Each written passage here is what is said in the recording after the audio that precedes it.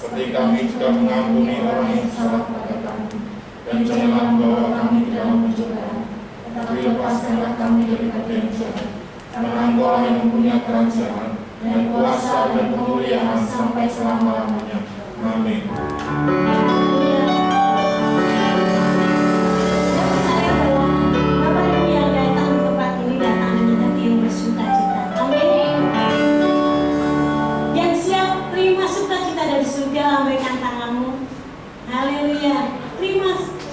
Surga dari Tuhan, itulah yang menjadi kekuatan.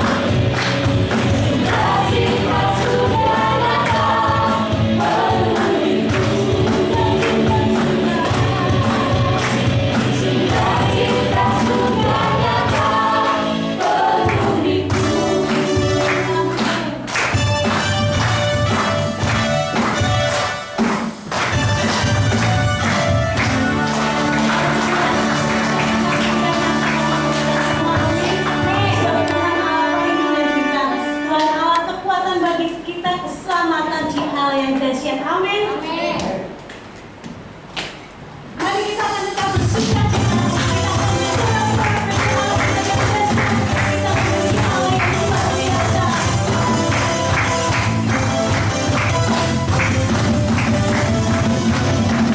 Haleluya.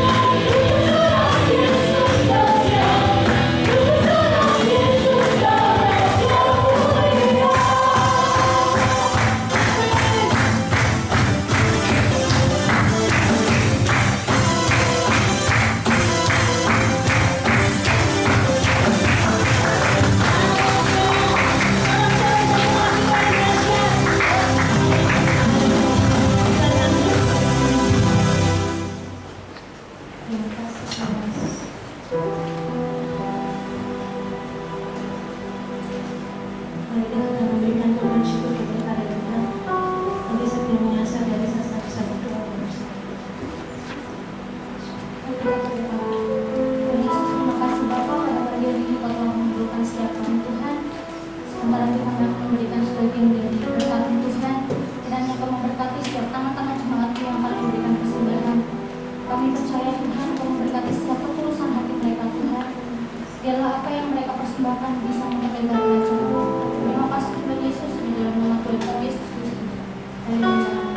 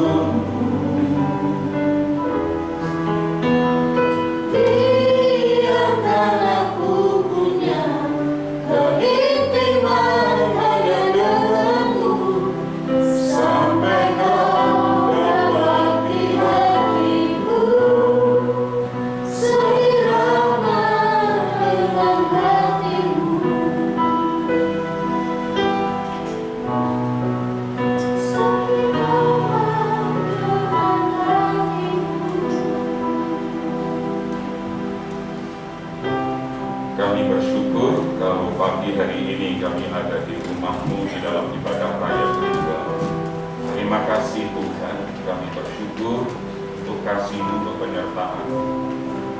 Kami menyerahkan hidup kami, pikiran kami, tubuh, jiwa, roh kami bagi kemuliaan. Berbicaralah kepada kami sehingga kami mengerti apa yang menjadi rencana-Mu dan apa yang menjadi rancangan-Mu. Sampaikan isi hati-Mu dan kehendak-Mu supaya hidup kami benar-benar memancarkan akan kemuliaan. Terima kasih, terima kasih, terima kasih. Dalam nama Tuhan Yesus kami berdoa dan mengucap syukur. Haleluya. Amin. Shalom Bapak Ibu. Salam sejahtera di dalam nama Tuhan kita Yesus Kristus.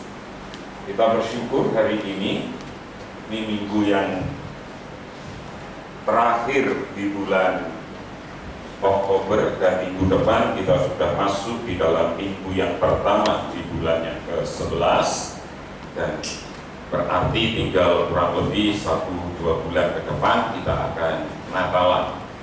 Nah, saya mau sampaikan untuk Natal tahun ini kepanitiaannya dipegang Elang Yuk Isoyuk. Jadi tolong anak-anak remaja nanti yang akan jadi panitia, dan kita yang dewasa yang akan pick up mereka supaya Natal tahun ini kita benar-benar mengerti apa yang menjadi rencana dan kehendak Tuhan. Temanya adalah Immanuel, Tuhan beserta kita.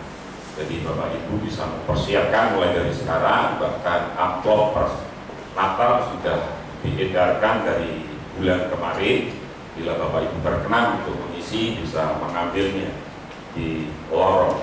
Hari ini Bapak Ibu saya mau sampaikan, ini paling tidak rangkuman dari 7 kali kita berbicara tentang pemenang jadi pecundang. Dan hari ini kita akan melihat bagaimana supaya kita ini benar-benar bisa jadi pemenang.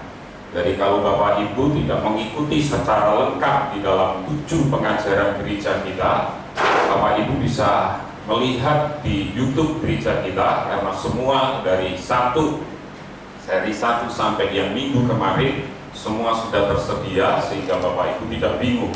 Saya mau mengulang sebentar. Minggu kemarin kita tahu siapa kita, berarti itu berbicara tentang jiwa yang terperangkap dalam tubuh, seperti mobil, mesin itu terperangkap di dalam bodi mobil. Nah, di dalam jiwa itu kita ngerti ada pikiran, ada perasaan, dan keinginan.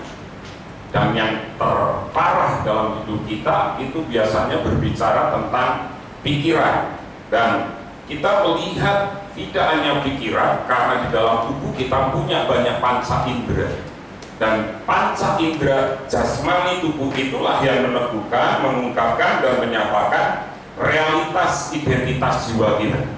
Baik itu mata seperti akan, baik itu masalah seksual seperti yang dilakukan oleh Daud jatuh di dalam dosa, baik itu perasaan-perasaan dendam seperti yang dilakukan oleh Saul terhadap menantunya. Makanya saya sampaikan minggu kemarin, yang jiwanya penuh materi itu akan diteguhkan oleh mata hedonisme. Jadi kalau kita ini pengennya materi, orang sekarang bilang materialistis, maka keinginan itu akan dipenuhi oleh mata kita yang hedon. Artinya apa? Kita melihat barang yang bagus, barang yang mewah seperti akan, maka akhirnya kita terpuaskan, sehingga akhirnya kita bangga kalau kita bisa memiliki barang itu. Entah itu tas, entah itu mobil, entah itu motor, entah itu handphone, pokoknya harus punya. Begitu sudah punya, kita tahu, lalu kita akan senang kalau ada orang yang berkata, oh tasmu baru, oh sepatumu baru, wah bagus ya, merek terkenal ya. Lah itulah jiwa hedon kita. Dan kalau itu tidak diobati, kita ngerti itu berdampak kepada sakit jiwa. Dan apalagi kalau itu akhirnya di dalam dunia sosial media kita, semua kegiatan apa yang kita punya kita upload. Nah itu yang kita melihat, itu pikiran kita, jiwa kita bisa terganggu. Lalu yang jiwanya penuh dengan dendam, kesumat, itu diteguhkan oleh kepalan tangannya, seperti Saul. Daud membunuh berlaksa-laksa, tetapi Saul membunuh beribu-ribu. Sampai akhirnya Saul iri kepada Daud. Dia dendam sampai mau membunuh Daud yang adalah menantunya sendiri. Lalu kita juga melihat yang jiwanya penuh dengan kerakusan diteguhkan oleh unyahan mulutnya. Ini bangsa Israel yang keluar dari tanah Mesir. Mereka bilang mereka menggerutu dan gerutuan itu didengar oleh Tuhan. Musa, lebih baik kami mati di Mesir daripada kami mati di sini. Karena di sini kami tidak menemukan daging, kami tidak menemukan bawang, kami tidak menemukan ketimun dan pre. Akhirnya Tuhan kirim mereka burung puyuh sampai mereka makan seratus-ratusnya, dan akibatnya mereka mati, dan di tempat itu disebut dengan tempat Kibrot Ta'awa. Kenapa? Karena kerakusan mereka. Nah, kita melihat jiwa Hedon ada di dalam Akan yang kemarin kita pelajari, dan kita melihat dendam kusumat ada di dalam jiwanya Saul, dan yang terakhir kita melihat yang jiwanya penuh dengan pornografi diteguhkan oleh aurat kelaminnya. Ini adalah Daud, yang adalah orang yang hebat, tetapi dia tidak bisa mengendalikan bagaimana akhirnya dia jatuh di dalam dosa seksual hanya gara-gara ngintip orang mandi. Saya mau bilang, handphone Anda bisa membunuh Anda, bisa mencelakakan Anda, dan juga bisa menjadi berkat buat Anda. Karena di semua situs-situs porno yang ada di smartphone kita, mau nggak mau bisa membuat kita jatuh. Hanya satu klik aja itu bisa membuat kita jatuh. Nah, itu yang minggu kemarin kita pelajari. Sehingga saya sampaikan kesimpulannya di dalam King James Version, di dalam Yesaya 26 ayat yang ketiga. Di sana dikatakan dalam terjemahan bahasa Indonesia bebas, engkau akan menjaganya dalam kedamaian yang sempurna, yang pikirannya tertuju padamu karena dia percaya kepadamu. Jadi, kalau pikiran kita tertuju kepada Tuhan, maka ini yang akan kita pelajari hari ini. Apa sih yang perlu Anda dan saya pelajari? Saya ajak Anda membuka di dalam Efesus pasal yang kelima ayat yang ke-15. Mari kita melihat Efesus 5 ayat yang ke-15.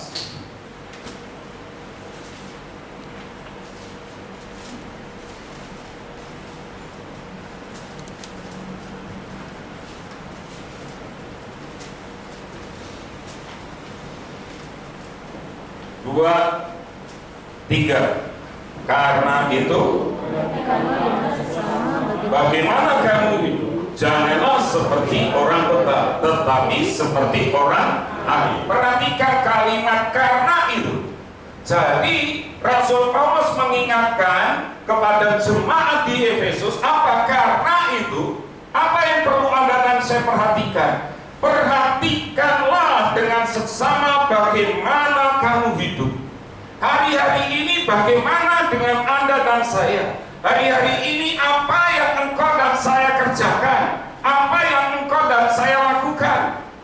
Kalau hari-hari ini kita sudah ditentukan jadi pemenang, tetapi akhirnya jadi pecundang karena kita tidak memperhatikan hidup kita.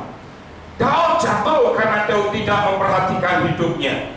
Dan kita tahu selama beberapa minggu kita belajar dari Simpson. Simpson jatuh karena Simpson tidak memperhatikan hidupnya.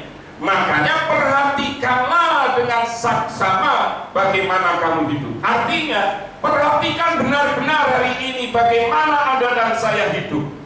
Kenapa? Karena kita mengerti, karena kita tahu banyak hal yang hari-hari ini harus Anda dan saya perhatikan supaya Anda dan saya jadi pemenang. Yang pertama, katakan dengan saya, kondisi hati. Kondisi hati. Jadi Bapak Ibu, hal apa yang perlu Anda perhatikan hari-hari ini? Ini berbicara tentang kondisi hati Anda dan saya. Mari kita melihat di dalam Amsal pasal yang keempat.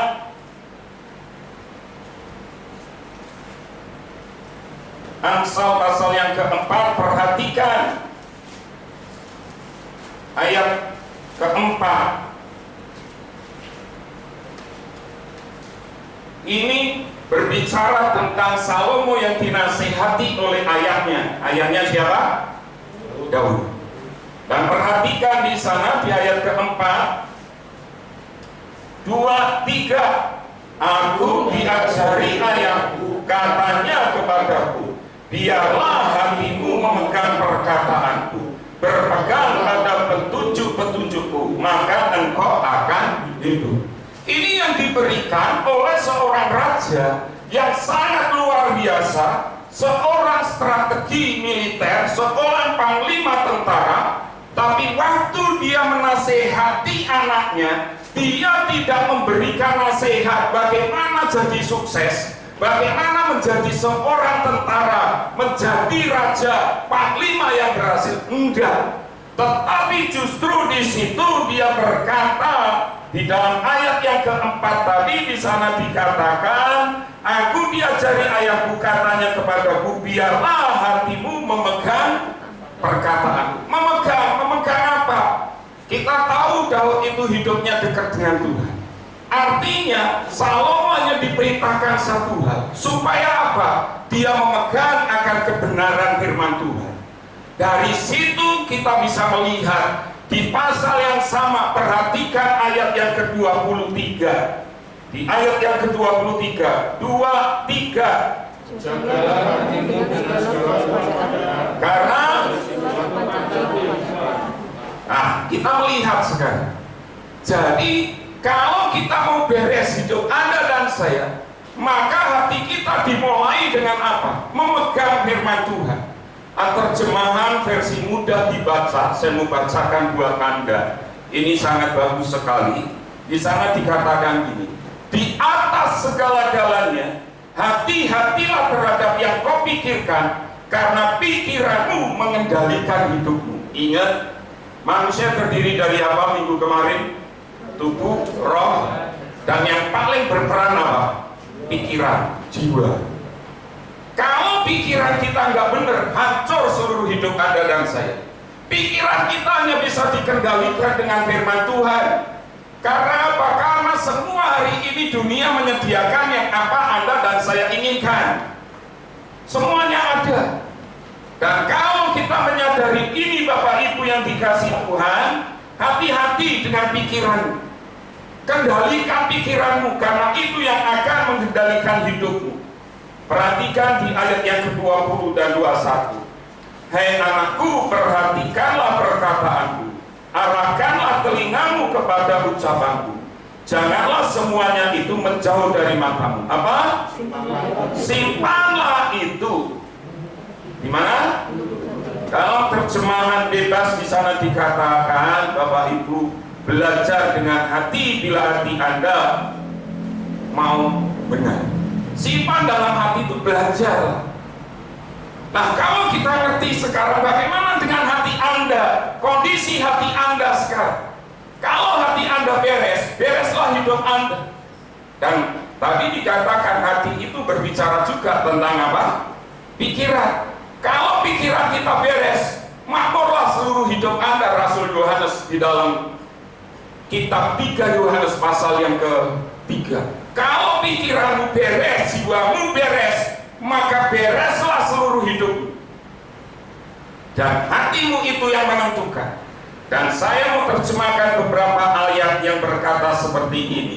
Di ayat yang ke-23 dalam bahasa Indonesia sehari-hari.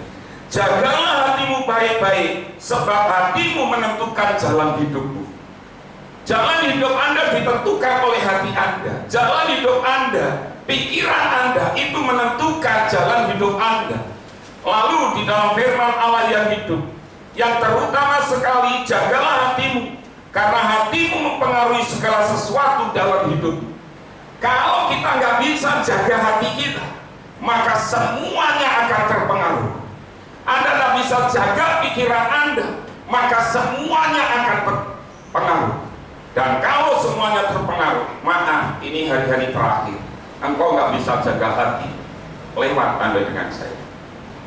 Dan itu berarti apa? Kita nggak akan pernah bisa hidup di dalam kekekalan. Dan di dalam King James Version diterjemahkan, mulai di sana dikatakan, dari situlah kehidupan dimulai. Di mana kehidupanmu dimulai? Dari hati, dari pikiran. Kalau awalmu benar, maka akhirnya akan benar. Pepatah Cina berkata gini, 1000 langkah tidak akan pernah berhasil kalau engkau tidak pernah melangkah di awal. Kita ngerti jawabannya. Kita ada di sana, kita mau meraih ke sana. Tetapi kalau kita nggak pernah melangkah, kita nggak akan pernah berhasil. Langkah awal menentukan langkah akhir. Jadi kalau hati kita beres, pikiran kita beres, maka akhir hidupmu akan beres. Jadi kalau itu saya pesan sebagai seorang bapak rohani Anda, mulai hari ini perhatikan hati, perhatikan pikiran, apa yang merasuki hidup. Kita bisa berjam-jam, Bapak Ibu, ya, berjam-jam main handphone, bisa berjam-jam kita bekerja, bisa berjam-jam kita main, tetapi membangun keintiman dengan Tuhan, membangun hati kita dengan Tuhan, tidak bisa. Dan saya bersyukur gereja kita terus memfasilitasi jemaat untuk bertumbuh dengan program One Nation. Saya berharap gembala-gembala Kela juga terus membagi dan mengirimkan kepada anggotanya. Dan hari ini kita masuk minggu yang kedua, kita belajar tentang MSK, menjadi seperti Kristus. Nah, kalau kita menyadari ini, saya mau berkata, kalau orang Kristen mengenal roh Tuhan dan tahu apa yang Allah sediakan, serta mengalami pergaulan intim dengan Allahnya, hatinya akan menjadi hatinya Daud, seperti Daud. Kenapa? Di dalam Kisah Para Rasul 13 ayat 22, di sana dikatakan, Daud itu berkenan di hatiku. Dia adalah buah hatiku sendiri. Jadi, kalau Anda ingin jadi buah hatinya Tuhan, mulai hari ini perhatikan hati, perhatikan pikiran. Hati yang beres, hidupnya pasti akan beres. Yang kedua, berbicara tentang apa? Ibadah. Bapak Ibu, waktu saya baca ini lalu saya melihat di dalam beberapa terjemahan. Coba Anda lihat, ini terjemahan Indonesia Literatur yang ketiga. Mari baca dengan saya. 2, 3. Jika seseorang di antara kamu berpikir untuk menjadi orang yang beribadah dengan tidak mengendalikan lidahnya, tetapi dengan menipu hatinya, inilah ibadah yang sia-sia. Jadi, buat apa kita beribadah? Maaf, kalau lidah kita tidak bisa dipegang. Buat apa kita beribadah? Datang beribadah, setia di dalam ibadah, tetapi perkataan kita tidak sesuai dengan hati kita. Perkataan kita tidak sesuai dengan hatinya Tuhan. Dan kita melihat lidah seperti apa yang menyebabkan ibadah seseorang jadi sia-sia. Coba Anda lihat di ayat yang ke-27 setelah ayat itu. Yakobus 1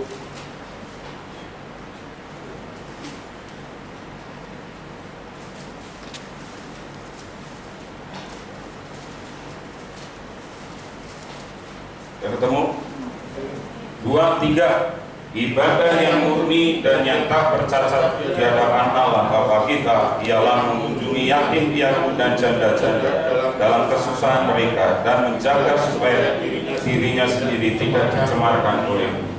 Artinya apa? Di dalam ibadah ada sebuah tindakan, tetapi terkadang ibadah kita tidak ada gunanya kalau akhirnya mulut kita juga tidak bisa dikendalikan. Di ayat yang ke-26 itu, dan kita melihat lidah yang sembarangan, lidah yang mengata-ngatai, dan lidah yang penuh dengan kecemaran serta gosip dan berbohong. Nah, ini yang akhirnya Anda tidak akan pernah jadi pemenang, tetapi Anda akan jadi pecundang. Kenapa? Karena lidah Anda tidak, lidah seorang murid tidak menggembalakan. Nah, kalau ini terjadi dalam hidup Anda dan saya, mari hari-hari ini kita harus mulai berbenah. Mulai hari ini yuk kita perkatakan berkat firman Tuhan. Karena firman Tuhan itu ya dan amin. Bila dengar orang-orang berkata negatif, mulai katakan stop lalu berhenti. Ajak dia berdoa, ajak dia berkata-kata dengan cara yang benar. Hari ini saya menyaksikan dan melihat sendiri apa yang pernah dipesankan papa saya sebelum saya menjadi seorang hamba Tuhan. Papa saya mengizinkan saya jadi seorang hamba Tuhan dengan satu pesan. Papa sekarang boleh mengizinkan kamu jadi hamba Tuhan. Papa, tapi ingat pesan papa. Pesan papa saya berkata seperti ini. Warto tekan gonmu tambah, nanging yang berkat tekan gonmu mesti kurang. Karena apa? Karena papa saya waktu itu sudah terlibat pelayanan, bahkan pernah mau ditunjuk menjadi seorang majelis, papa saya nggak pernah mau. Sampai hari ini nggak pernah mau. Jadi saya ngerti dan saya tahu karena papa saya dekat dengan banyak hamba Tuhan.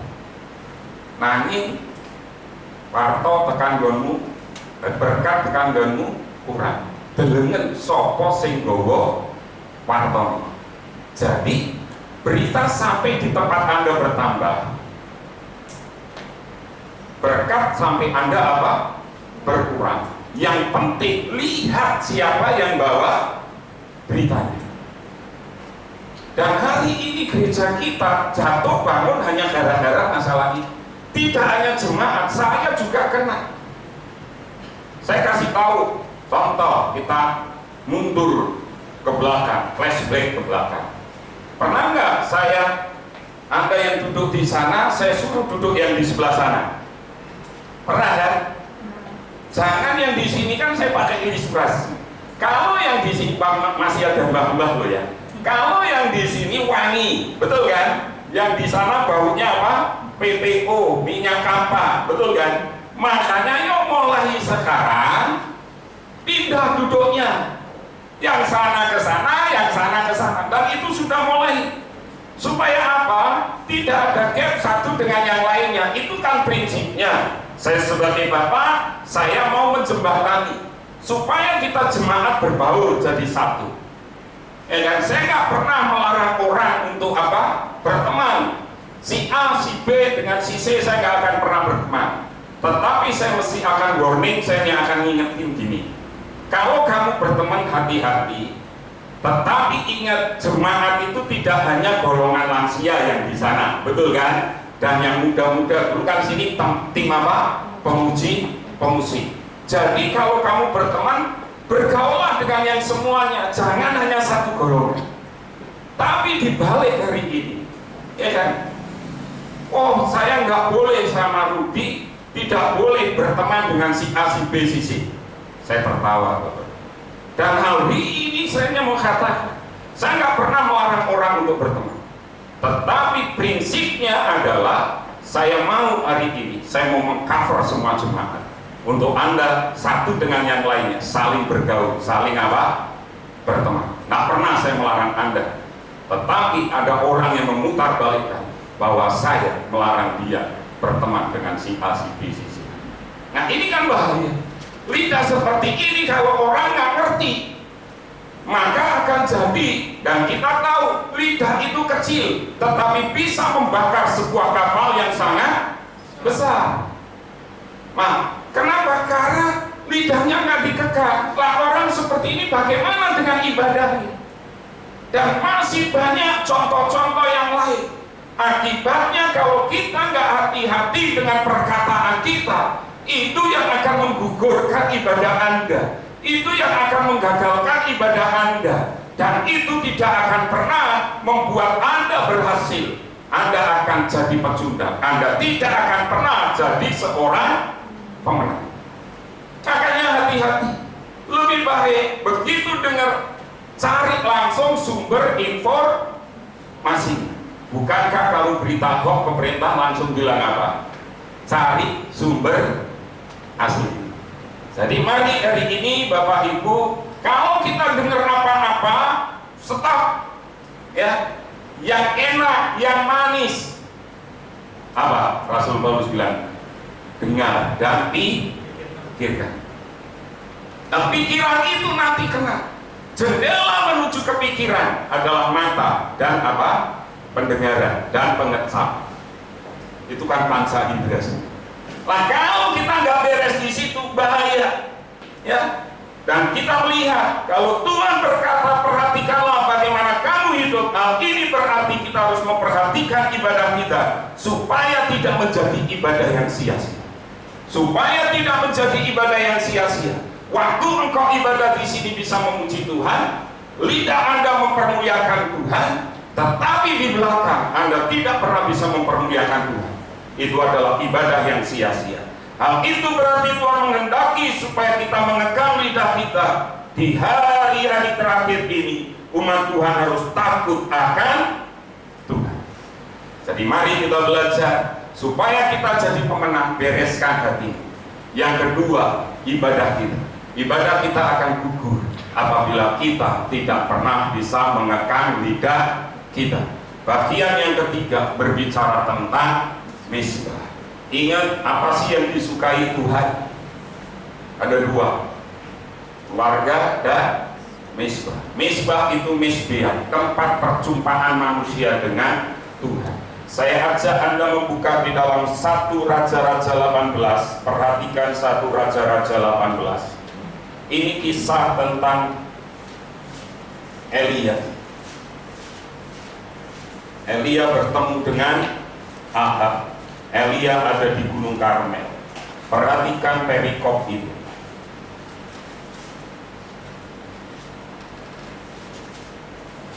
Saya mau bilang latar belakangnya. Bangsa Israel sudah berbalik kepada Tuhan. Lalu apa yang terjadi? Mereka mendirikan misbah Baal dan Asyera. Ada 450 nabi Baal, ada 450 nabi Asyera. Dan itu mereka mendirikan misbah mereka sebagai tempat pemujaan. Di tengah kondisi seperti itu Tuhan mengutus Nabi Elia. Apa yang terjadi? Maka diadakan pertandingan iman. Apa yang dilakukan? Mereka membuat misbah. Waktu mereka mendirikan misbah itu, Nabi Elia berkata, kamu duluan. Dari pagi sampai petang, ternyata misbah itu tidak dibakar. Waktu nabi-nabi palsu Baal dan Asyera menari sampai menoreh-noreh badan mereka mengeluarkan darah, misbah itu tidak terbakar. Dan hari ini kita melihat bagaimana bangsa Israel dipulihkan oleh Tuhan karena ada misbah untuk Tuhan yang kembali didirikan. Kalau Anda baca di ayat yang ke-30, mari baca dengan saya, 2, 3. Kata Elia kepada seluruh rakyat itu, datanglah dekat kepadaku, maka mendekatlah seluruh rakyat itu kepadanya. Lalu ia apa? Memperbaiki misbah Tuhan yang telah diruntuhkan. Jadi tidak ada Tuhan sehingga bangsa Israel ini mengalami 3 tahun tidak kena hujan. Lalu apa yang harus dilakukan oleh Elia? Yang dilakukan oleh Elia adalah membangun misbah, memperbaiki misbah ini. Tetapi Anda jangan salah, Anda nggak bisa memperbaiki misbah, membangun misbah kalau poin yang pertama tadi Anda tidak pernah bereskan. Perhatikan ayat yang ke-18 di pasal yang sama, ayat yang ke-18. Sudah ketemu? Maaf, di pasal 18 ayat 21.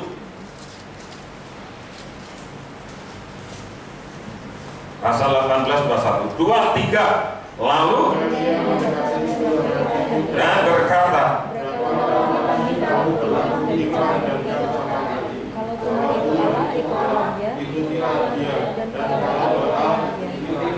tapi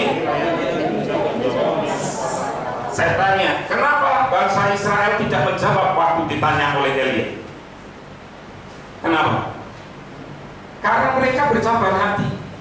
Makanya ditegur dulu, makanya bereskan dulu hatimu. Itu yang Elia lakukan. Elia tidak langsung memperbaiki misbah yang runtuh. Enggak. Elia memperbaiki hati bangsa Israel. Waktu bangsa Israel ngerti hari ini pilih Baal atau pilih Tuhan, waktu mereka ditantang mereka diam karena hari itu mereka masih menyembah Baal. Hari itu mereka tidak menomorsatukan Tuhan, tidak ada mesbah untuk Tuhan, sehingga mereka diam. Waktu mereka ditantang lagi, mereka ngerti, mereka sadar hati mereka benar, maka dipanggil mendekat. Waktu mereka mereka mendekat, barulah mezbah itu dibangun kembali. Jadi Bapak Ibu yang dikasihi Tuhan, bagaimana dengan mezbahmu hari-hari ini dalam hidup Anda dan saya? Kalau hidup kita ingin mengalami kebangunan rohani, yang hal utama yang harus kita lakukan adalah memperbaiki mezbah hidup kita. Memperbaiki mezbah hidup kita tidak bisa dilepaskan dari hati Anda. Kalau hati Anda beres, pasti mezbah itu akan terbangun dalam hidup Anda dan saya. Oleh karena itu saya dorong hari-hari ini, saya berharap semua jemaat Hope Family bukan sebagai seorang pecundang, tetapi sebagai seorang pemenang. Karena kita tahu kegagalan dari Daud, kegagalan dari Simson, karena masalah hati mereka sebetulnya yang tidak fokus kepada Tuhan. Tetapi hari ini kita ngerti pengalaman-pengalaman iman mereka itu menjadi teladan iman buat Anda dan saya, supaya hari-hari ini, di hari terakhir, kita tidak jatuh di dalam hal yang sama, tetapi hidup kita dari hari ke hari dibangun menjadi seorang pemenang, bahkan lebih dari pemenang. Tuhan Yesus memberkati.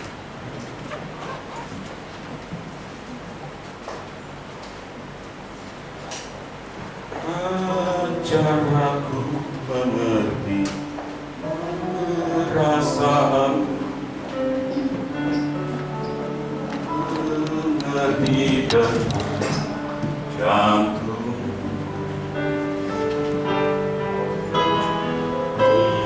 biarkan aku punya keintiman hanya denganmu, sampai kau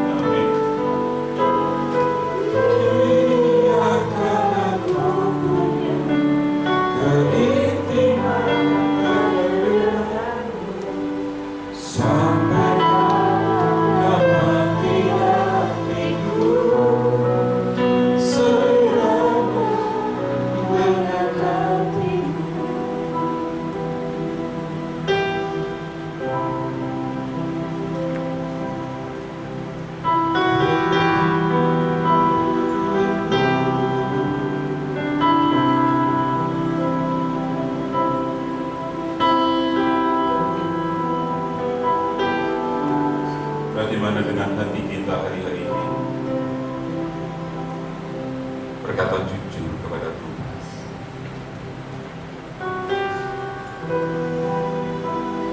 Ini kami Tuhan, selidiki hati kami. Sudahkah kami benar di hadapan? Kami tidak mau jadi pecundang, dan kami mau memperbaiki hati. Kami mau tetap on fire dengan ibadah kami, dan kami tetap mau menjaga perkataan kami, supaya perkataan kami benar di hadapan Tuhan, sehingga itu tidak pernah menggugurkan akan ibadah kami. Berkat-berkat yang kami terima di dalam ibadah kami, kami mau menjaga lidah kami, dan kami mau tanam perkataan Kristus di dalam lidah bibir kami, sehingga perkataan itu akan memberkati banyak orang. Bukan perkataan yang menghancurkan, bukan perkataan yang memecah belah, bukan perkataan yang mematahkan semangat, tetapi perkataan Kristus yang membangkitkan iman kepada setiap orang yang mendengar. Terima kasih, terima kasih. Kami mau memperbaiki misbah kami. Kalau selama ini tidak pernah ada keintiman di antara kami, 24 jam mayoritas waktu kami hanya kami gunakan untuk kepentingan kami, memuaskan kedagingan kami. Dan kami sadar kami tidak akan pernah jadi pemenang kalau ini terus kami lakukan. Mulai pagi hari ini menjelang siang kami berkomitmen, kami mau menyediakan waktu secara khusus untuk Tuhan, berdoa, bersekutu, menyembah, memuji, mempermuliakan Engkau, sehingga hidup kami semakin berkenan dan bercahaya mulia di hadapan. Ampuni kami kalau selama ini hati kami tidak kami jaga. Ampuni kami, ibadah kami tidak pernah kami jaga dengan perkataan kami. Ampuni kami kalau selama ini misbah kami runtuh. Dan hari ini kami dengan semangat dan dengan iman kami berkata, kami mau bangkit menjadi seorang pemenang, karena Engkau telah menentukan kami jadi seorang pemenang, lebih dari pemenang. Dan hari ini kami katakan, hei jiwaku bangunlah, hei jiwaku bangkitlah, hei jiwaku, Engkau telah menang karena Kristus telah menebusmu. Terima kasih Tuhan. Allah berhenti berbicara, tapi firman-Mu akan jadi rema buat kami. Kami akan mewujudkan bersama dengan Engkau, karena kami mau berjalan bersama dengan Engkau.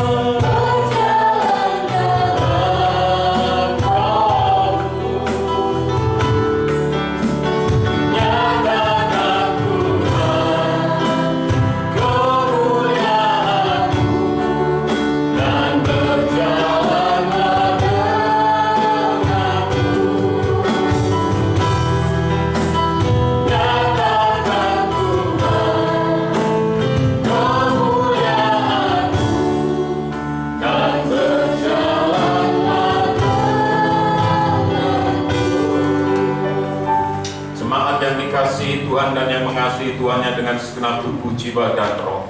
Setelah engkau berbuat bakti, sekarang pulanglah engkau ke ladang usaha, ke dalam pekerjaan, ke dalam pendidikan, ke dalam keluargamu dan rumah tanggamu. Angkat hatimu, pandanglah Tuhan, dan nikmatilah berkat-berkat-Nya. Hope Family, kamulah bangsa yang terpilih, imamat yang rajani, bangsa yang kudus, umat kepunyaan Allah sendiri, untuk menyatakan kebesaran dan kedahsyatan namanya. Engkau telah ditetapkan menjadi kepala, bukan jadi ekor, dibawa oleh Tuhan semakin naik, tidak semakin turun. masa depanmu sungguh ada dan harapanmu tidak pernah sia-sia.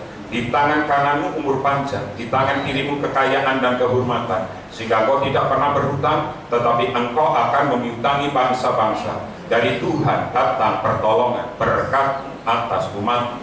Kasih karunia dari Tuhan Yesus Kristus, kasih sayang dari Bapa, persekutuan dan penjagaan yang dahsyat dari Roh Kudus menyertai engkau sekalian. Mulai hari ini, esok, lusa, sampai Maranatha, Tuhan Yesus datang kedua kali menjemput kita semua di awan kemuliaan. Haleluya. Bapa, terima kasih.